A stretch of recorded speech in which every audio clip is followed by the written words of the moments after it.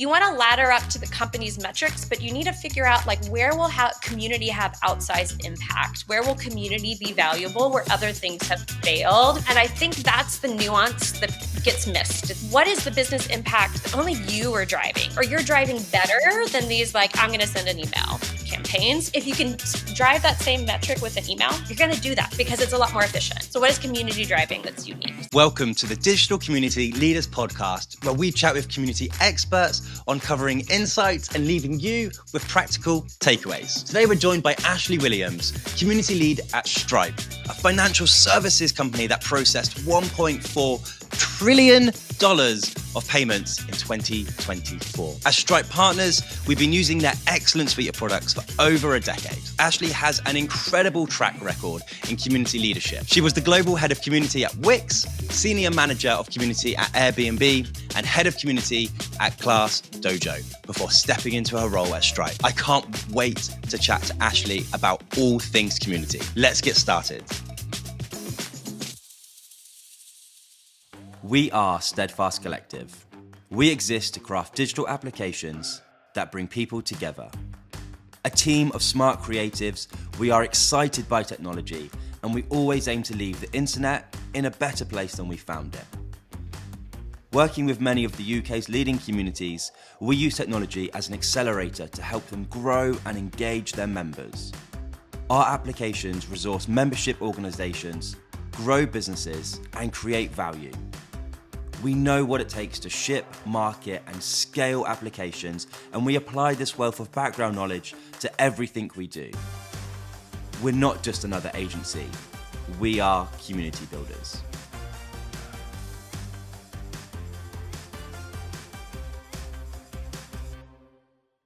Hey, Ashley, how are you doing? I'm doing great. How are you? Yeah, very well.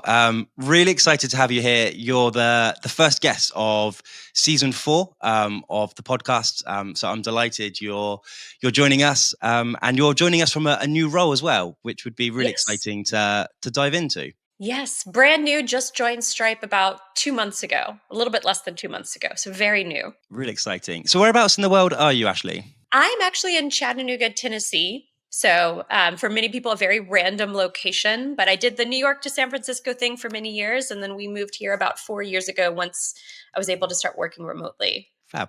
So before Stripe, what was your journey through community before you landed in your current role? Yeah, so I've been in the community space for almost 15 years now, which is pretty wild. Actually started my career in the art business, completely unrelated to tech, or although it did touch community. But my first, more traditional community role was with Wix, the website platform. I actually joined Wix when it was less than 100 people, which is pretty wild, and kind of grew up with the company over the course of over 7 years, and eventually was leading community globally at Wix, and then moved over to Airbnb. I started off leading the experience host community, but then during COVID transitioned over to leading community connection and really thinking about the home host community and leading our host clubs program and leading a fabulous team of community managers across, I think it was 24 different countries. And then after Airbnb, I joined ClassDojo, which is an ed tech company, as their head of community. Also got to build out a great global team and program there. And then joined Stripe 2 months ago. So I've had the privilege of working at some amazing brands, building out some fantastic scaled global communities, and just working with some really inspiring community managers along the way. For sure. A really impressive portfolio of things you've done and worked with. And I think for me, it's really exciting to see kind of you've been doing it for so long. Like it's almost feels like you've had a chance to really shape what your career looks like, but you've also grown your career in an age where community managers are also defining what that means to even be a community manager. And you've kind of been along for a long time through that journey. It's so true. It's funny, when I started at Wix, I think my title was something like client relations, because community managers weren't even really a thing then. And so I do feel like I grew up with community management as a profession, and was a part of, I think, some of those early groups who said, let's define this, let's meet with each other, let's connect. And it's been really cool to see it go from oh, there's a few of us. We all know each other, which is still kind of true to some degree, to like a more established profession. There's big teams at companies. You see companies like Stripe that are really excited to start community functions. And so it's been really cool to see that evolution. Because when I started, there weren't really a lot of other people doing what I was doing. Nice. So, for those who don't know, why don't you tell us a little bit about what Stripe is, what they do, but also what your role entails over at Stripe? Yeah, so Stripe is a payment processing platform. It's most known for payments, but it also has lots of other products that help you do things from billing to invoicing. There's a whole suite of products that I think a lot of folks don't know about beyond payments. Um, and we're actually one of the largest, most highly valued privately owned companies in the world. Last year alone, I want to double check this. We processed something like 2% of the global GDP, which is pretty wild. I saw the email. I think it might have been 3%, but either way, it's a ludicrous number of Yeah, amount of money which flowed through Stripe infrastructure. Yeah, it's exactly. outrageous the number of zeros which you guys process. Exactly. And so in many ways we are the internet economy, and it's Mm, wild. I think a lot of people don't even realize they're using Stripe. But it is like very prevalent in our worlds. And I joined Stripe with the, very simple and unambiguous task of starting a community function from scratch, which is actually part of why I was excited to join Stripe. I am happiest when I'm building, when I'm creating mm, something new, and it's very rare you get to do that for such an exciting brand. So I think it's just a very rare and unique opportunity. And really getting to think about it from a blank page perspective. And I think it's a unique challenge because the Stripe user ecosystem is so diverse. It touches so many different business sizes, personas, mm, verticals, industries. I think sometimes when you're building a community, you have a very specific persona where there isn't a lot of diversity within that persona. And so it's like very, very clear where to get started, what the need is. The user research and the discovery is a little bit simpler, where this is massively complex. And so it's been mm. really excited to dig in and think about what are the creative ways we can think about how we build a community when you have such a diversity of user. For sure. We first started using Stripe back when we started Steadfast Collective, so 10 years ago. And I think I was chatting to someone today actually about why I think Stripe is so prevalent in the kind of developer, web application side of things. And it's because the community around Stripe's documentation, ease of use, and just general quality of life for developers is so important to Stripe that when developers have a choice and they're given a voice on what payment provider they're going to integrate into a platform, they're always going to pipe up and say Stripe, even if there's already an ongoing agreement with another provider, because that's the tool they want to use. And it's interesting that as a developer, they get so much say in what's going on and what's being implemented, which can have real impacts, like positive impacts for the business, because of the documentation being so great and the developer experience being so great. So to see you then expand that out to be, okay, well, how do we take that larger than just kind of DevRel actually to the wider, okay, as a founder or as an agency implementing Stripe, what does this mean for me and the community aspect around that rather than just DevRel? It's really exciting. Yeah, absolutely. And I will say, I've been working really closely with our DevRel team. They're amazing. They're super inspiring, and they're excited to think, kind of like you said, like, how can my work be an extension of what they do Mm. and create a halo around it as well? And how can we help developers also engage those end users? So, yeah, the opportunities are endless. It's really exciting. This is a question I always like to come to. So, Ashley, how would you describe your role to a 5-year-old if they asked what you did for a job? I actually have a 7-year-old. So this Perfect. is a Very very good. this is a very real daily experience for me. I like to talk about how I bring people together for a common goal or a common need, uh, and how I help those people feel, build relationships and feel very connected. So, kind of focusing on I think I like to give the example of it. It's like, your teacher in your classroom. She wants to help each of you as students work together. You do projects together. You have to like get along together. And so your teacher in a lot of ways is like a community builder. And it's not that different in some ways from what your mom does. Nice. I like it. Good. That's a great answer. My daughter still thinks I just do laptop. She doesn't know what that means, but dad just does laptop. So, Yeah. Oh, yeah. I have that work. Actually, for a long time, my son called my laptop working. He would okay. call it a working. Very nice. I like that. Um, through your past experiences, you've built out quite a few advocate programs.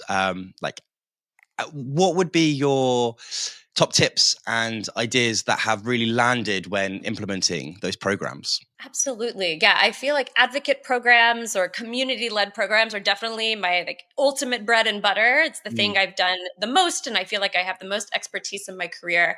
And I think there's a couple things that people need to keep in mind when they're building these programs. Is like one, it's always ideal to go to where you have existing green shoots of community. So where are people already not necessarily just talking about your brand, because just because they tweet about you doesn't necessarily mean they want to do more than like say great things, but who are the people that are actually like creating content around your brand or engaging a group or an audience around your brand? Finding those people and reaching out to them, building a relationship with them, lifting them up, creating resources and platforms that amplify them. That's always going to be so much more powerful and effective than going out to a random group of your users and saying, hey, this behavior you've never exhibited before or expressed interest in before, we want to convince you to now go do this thing. That's mm, going to always be so much harder. And it's going to be less effective. Whereas, like, the people that are already doing it are going to be excited that you come to them and say, like, how can we help you do more? Than going to someone and saying, like, hey, could you do us a favor? You maybe weren't interested in doing this, but like, can you do this for me now? So I think that's one, going to those like existing green shoots. Similarly, it's like finding those people, but also finding those people who are uniquely motivated to build community around your brand. So whether that's, for example, when I was building the Wix Ambassador program at Wix, we have this group of users called Wix Pros, and mhm, these are web designers who are using Wix for their business. And we actually figured out that they were the best people to be Wix ambassadors because they really wanted to connect with the small businesses in their city because it was marketing for them. mm, And so we basically said, hey, we want to make you like the person for Wix in Atlanta. If you organize these meetups, if you do these things, we'll market it to all of our Wix users. We'll mm, feature you. We'll write about you in our blog posts. And so it was perfect because it was the kind of marketing they'd never be able to get. And, also just even by doing the meetups, they were able to meet new clients and generate leads for their business. So like the motivation was very, very twinned. So I think that's important too, is to find the people where like by building community around your brand, it's also meeting their deep needs versus like asking them to do something completely unrelated to what they want. And then finally, I think another piece that's really critical is a lot of people nominate advocates. I mm, think an application is really important, even if it's just a formality, because that already gives you strong signal that they're motivated and that they are excited to do the thing. Even just mm, by being willing to fill out an application, that already tells you like they're more likely to be active and engaged just because they were willing to like go through that minimal friction. Versus if you nominate people, you have less of that filter understanding of like, is this actually something they're motivated to do? Is this something they're really excited to do? So I think it's really those three things. And it all really ladders up to like, are you identifying the right people with the right motivations where by doing this advocacy, it meets their needs versus mm. going out and asking a random group of users to like do a favor for you that's like maybe not actually helpful for them and doesn't really actually meet their needs as well. When you have these kind of official brand advocates who may be running events or running webinars or those kind of things, how do you walk the fine balance of being they are an advocate for X brand, but they are not employed and their views do not represent this brand? Because it's a real fine balance, isn't it? Between like, we want to be closely linked with you, but also we don't employ you. So you're not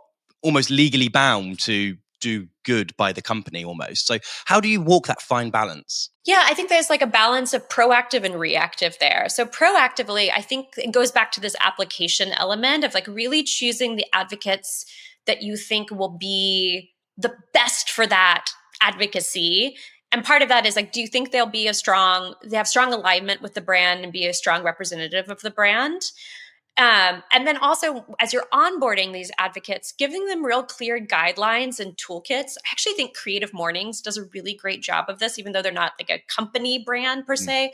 They provide all of their Creative Mornings chapter hosts with these great like asset kits and guidelines of sort of like, this is how you should send your email. This is what your breakfast event should look like. I think that's great because then you've made it easy for them to be aligned with your brand.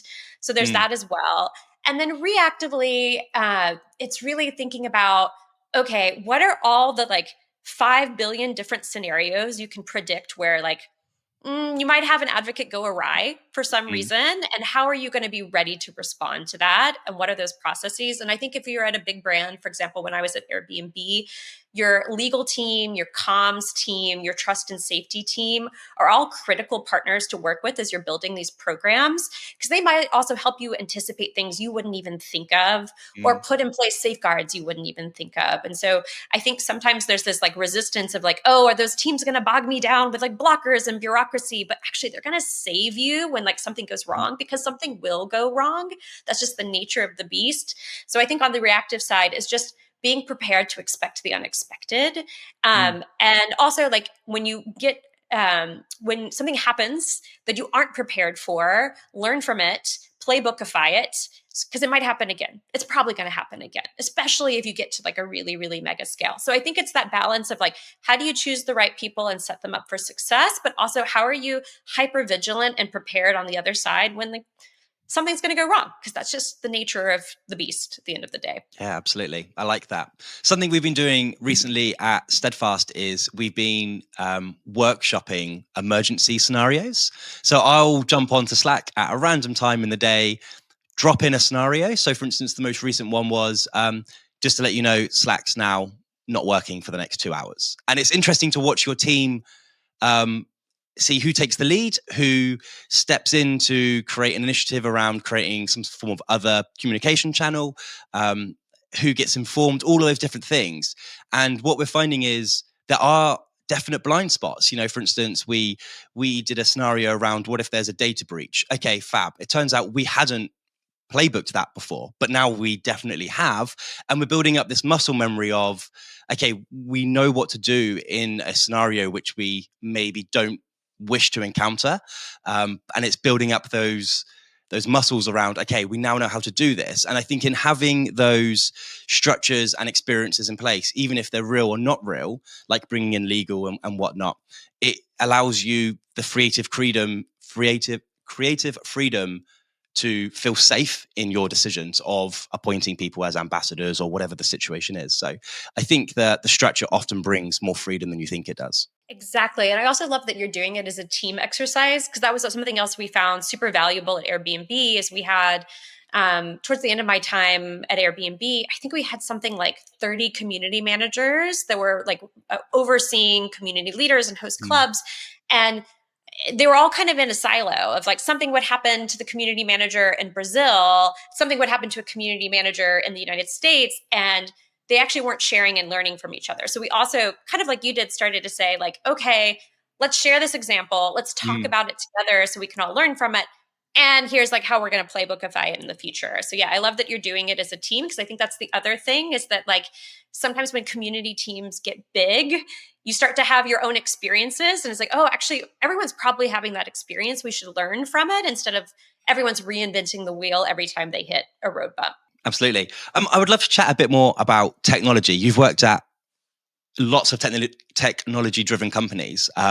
Is there been certain tools you've really enjoyed working with, or has most of your experience been with off the shelf or kind of bespoke platforms built by the teams, by the companies you work for? I'd love to hear a bit more about your experience around just technology and community in general. Yeah, so I think it's an interesting transition moment for me, because the last two periods of my career, both at Airbnb and ClassDojo, I worked with more like non-technical audiences. Okay. And so we actually used Facebook groups a lot, Okay. just because like the age group and the demographic, that's where they lived, that's what they were familiar with. And I'm a big believer in going to where your community is, even if the 100%. platform is like not the easiest as far as like data extraction and that sort of thing. I always believe in optimize for engagement over Mhm. operations, even if it's painful.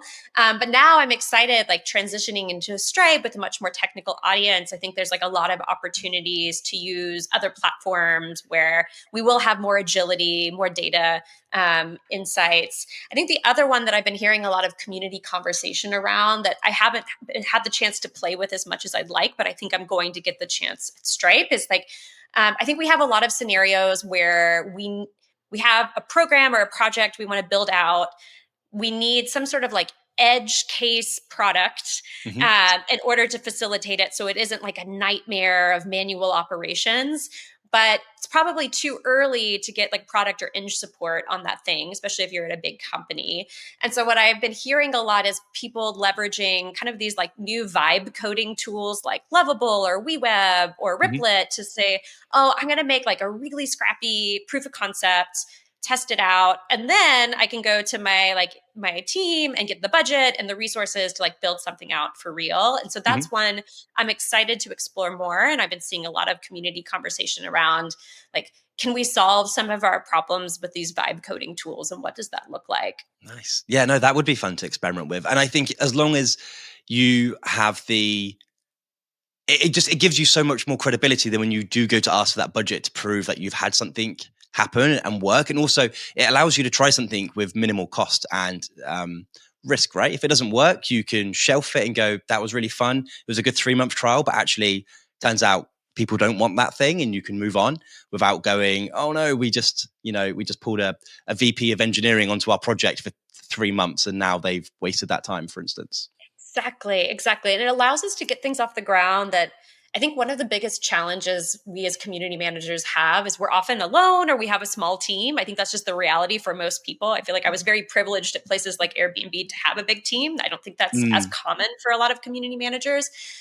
Or you do have a big team, but like as the strategic lead, you're like, oh, I have this like passion project I want to try out, but I don't want to pull resourcing over to it.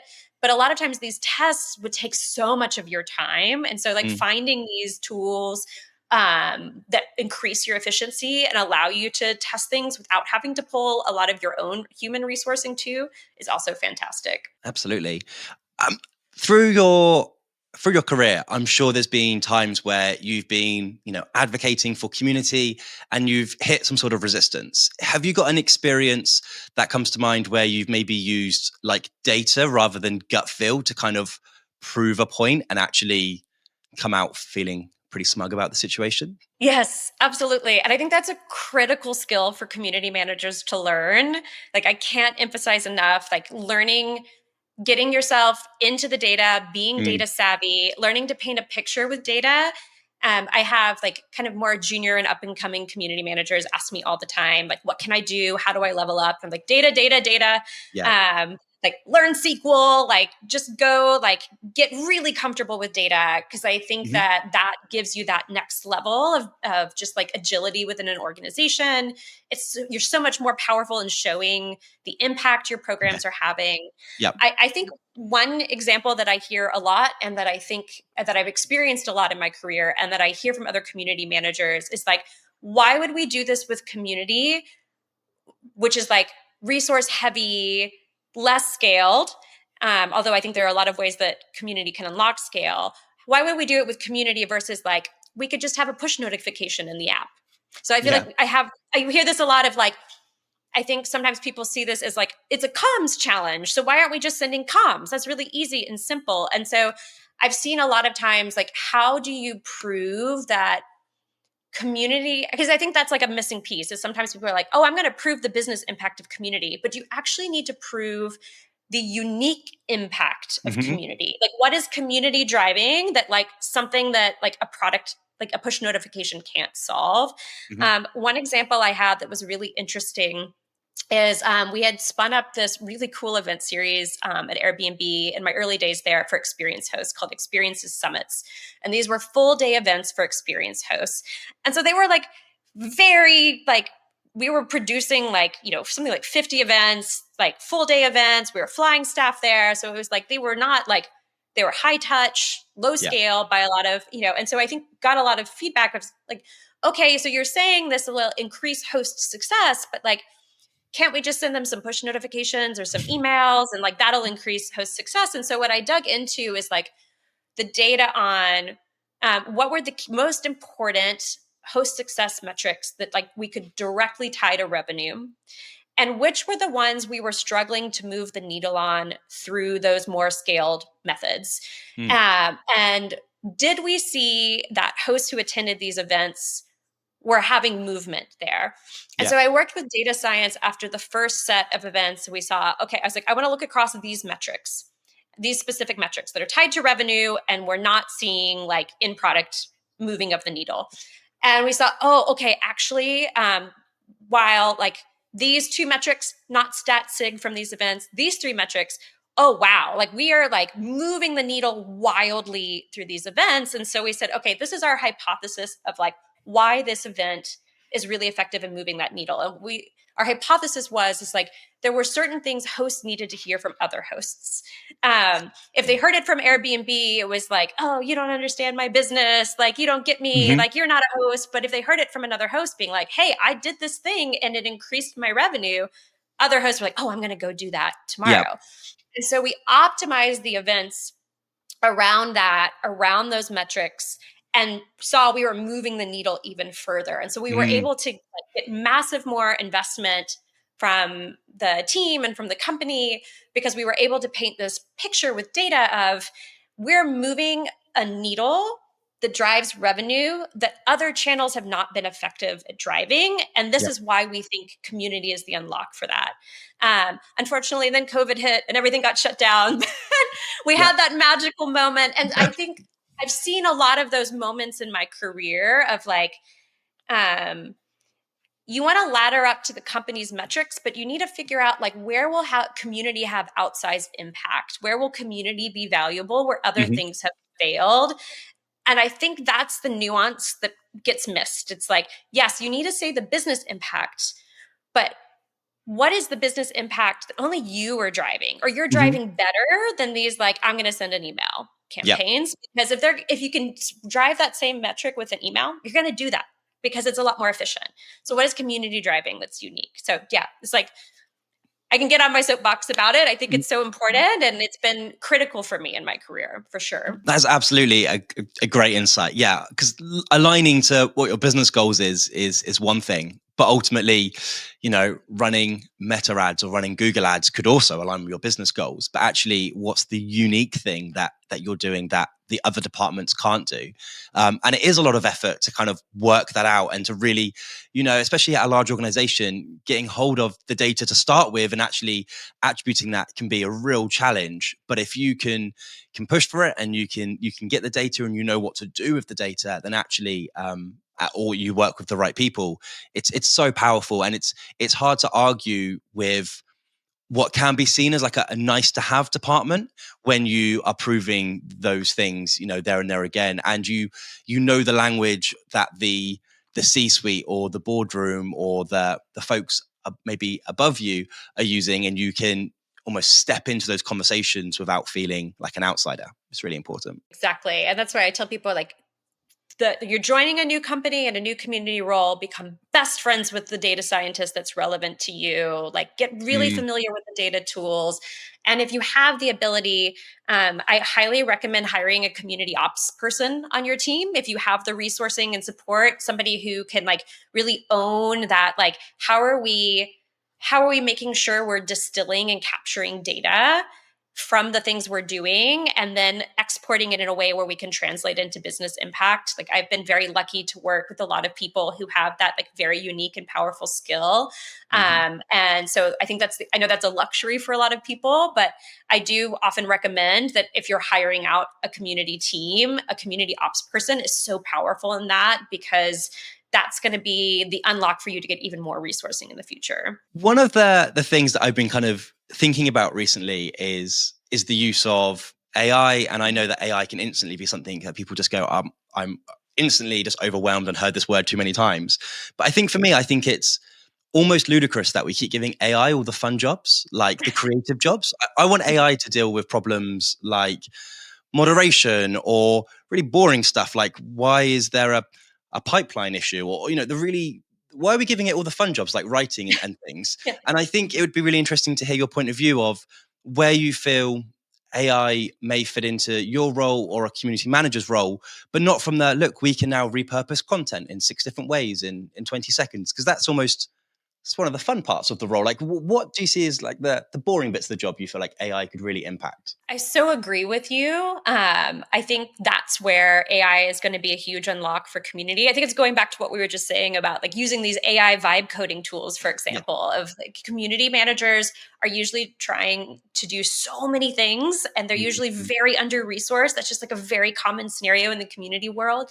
And so I think we often find ourselves in this place where like, oh, I really need to do this.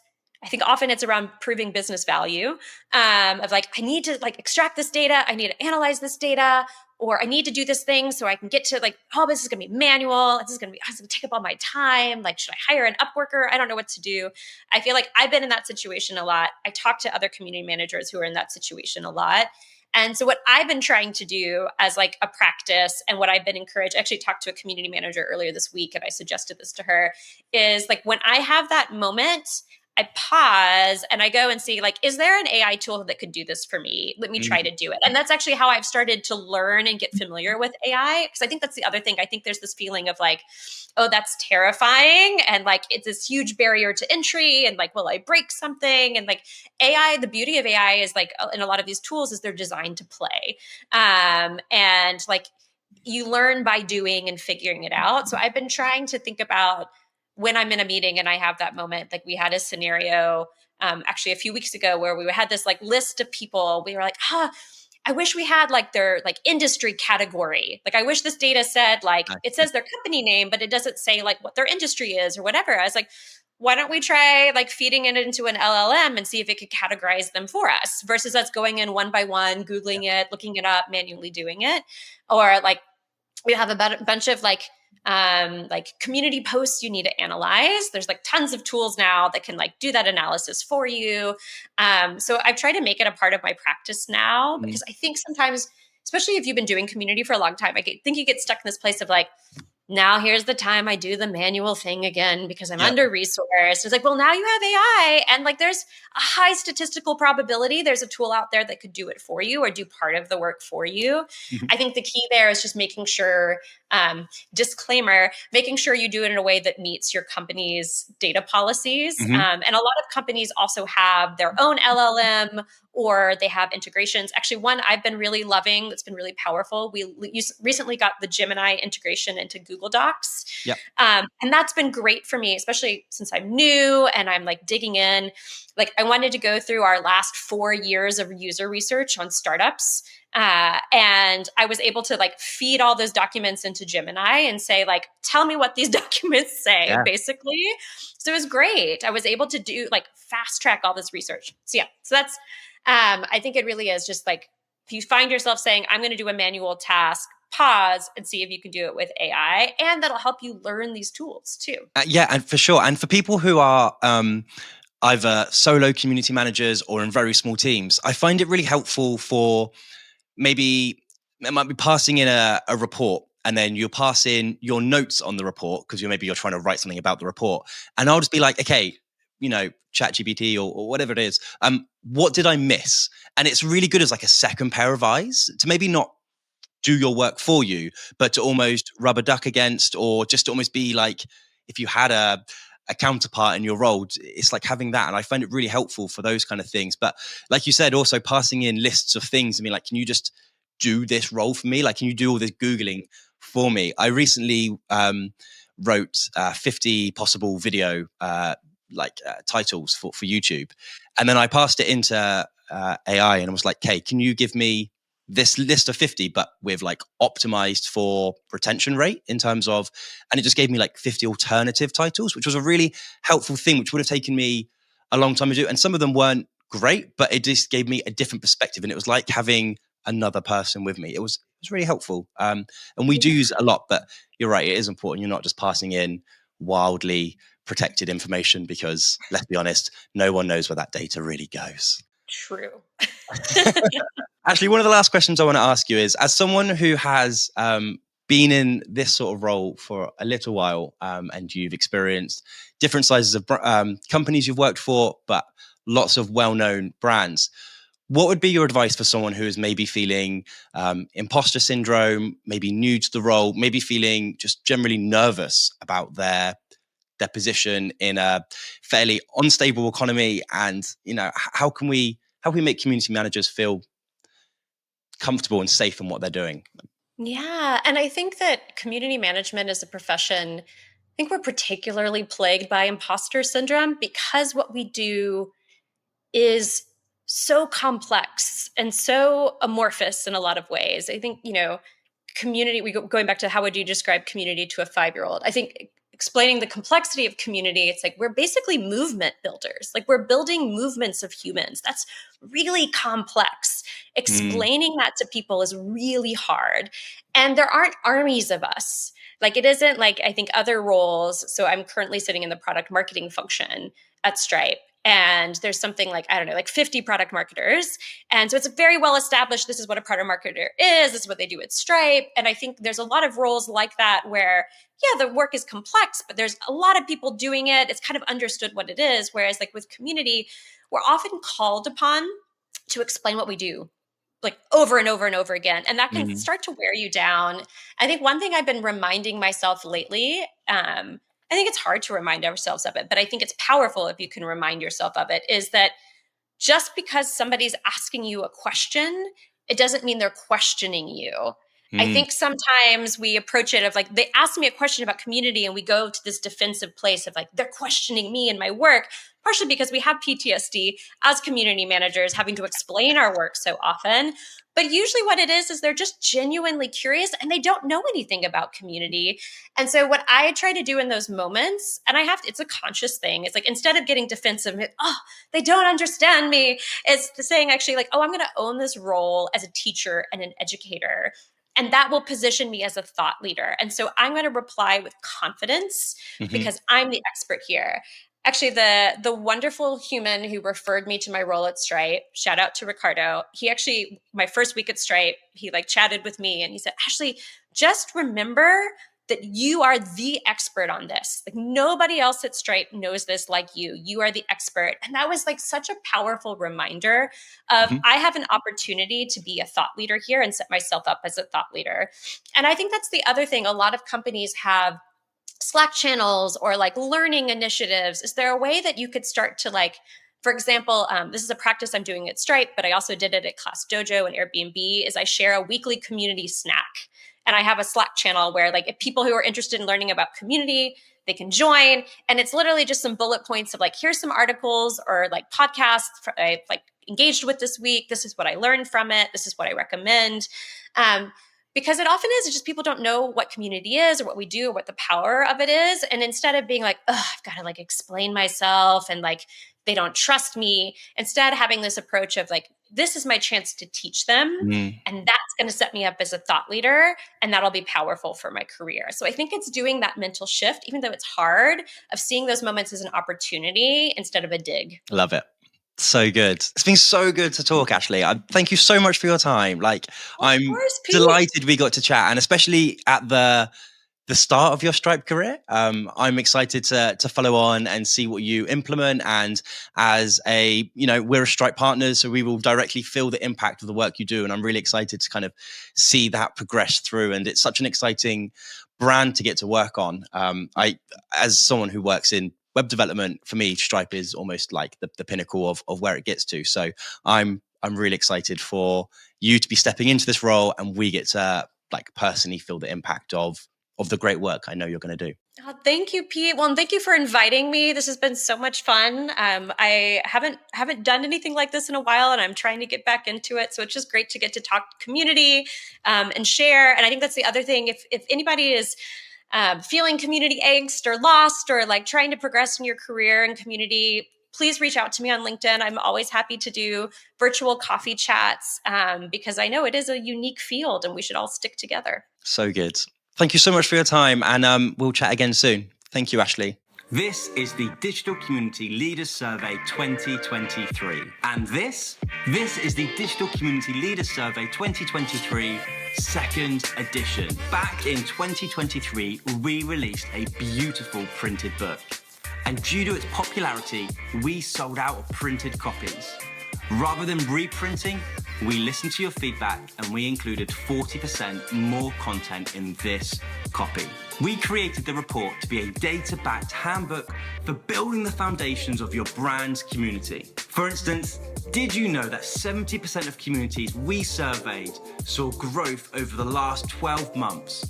And we know those businesses are growing too. Other metrics we dive into include community growth, biggest pain points, community purpose, what are other community managers measuring, funding, participation, C-suite involvement, and much, much, much more. In this book, we present the data and expert insights from Richard Gott, Michelle Goodall, Vincent Boone, Keen Bakatari, Rosie Sherry, Matt Sullivan, Laura Roth, Nicole Saunders, Blaise Grimes-Vaught, and Jan Carlisle. We've also included frameworks such as the community archetypes, ecosystem of impact, community participation ladder, and the community first culture nexus. There's so much in here, I can't wait for you to get your hands on this new edition. You can order your printed copy from Amazon today, or download a digital copy for free at digitalcommunityleaders.com.